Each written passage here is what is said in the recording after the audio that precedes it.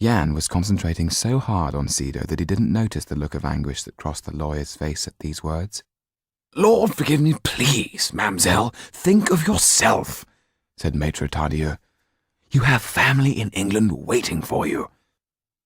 Jan, now almost desperate, interrupted. "Danton is stirring people into a fever of hatred against all those held in the prisons. It will explode, and you will be caught in it unless we do something." Along the corridor they could hear the sound of boots and the click-clack of dogs' claws against stone. "I'm going to come for you," said Jan, "and when I do, you must be ready."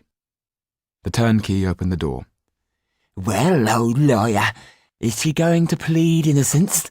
That the horse had a mind of its own and took off to see an old mare in England?" He laughed heartily at his own joke. Outside the prison, Maitre Tardieu was overcome by the heat and unsteady on his feet. Jan led him into a nearby cafe and ordered him a drink. "What can we do?" asked Jan. "She's not going to leave him, and I can't see any way of getting that madman out." "I can assure you he isn't worth it.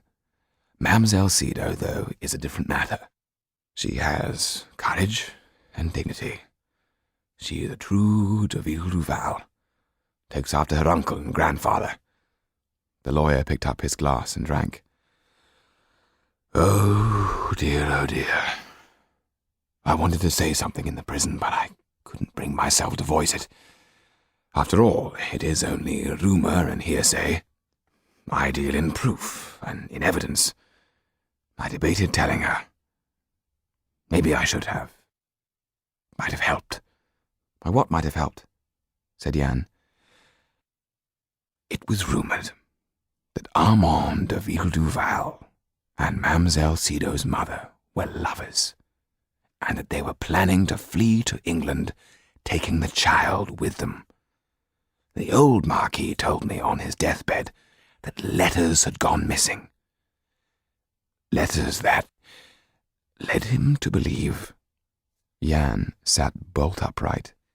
That Armand de Ville du Val was Sido's father. Precisely.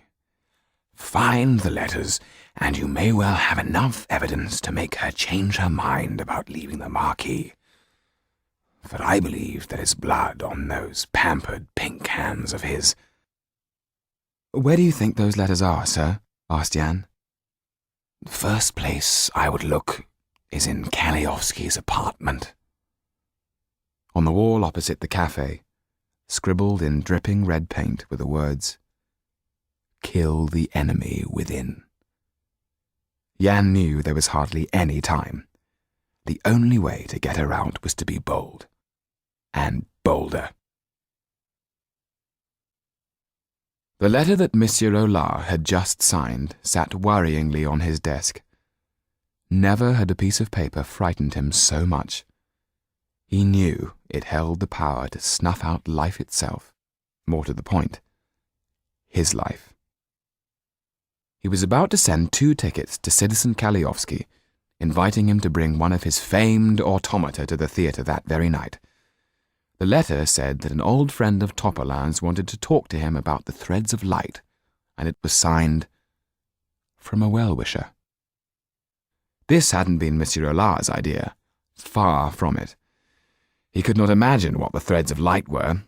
It was part of Tetu's master plan to get Kaliowski away from his apartment so that Jan could break in and search for Armand's letters. Monsieur Aulard stared transfixed at the letter. I still don't understand why Kaliowski killed Topolain. Jan listened attentively as Tetu explained. It was because Topolain let slip that they'd met before.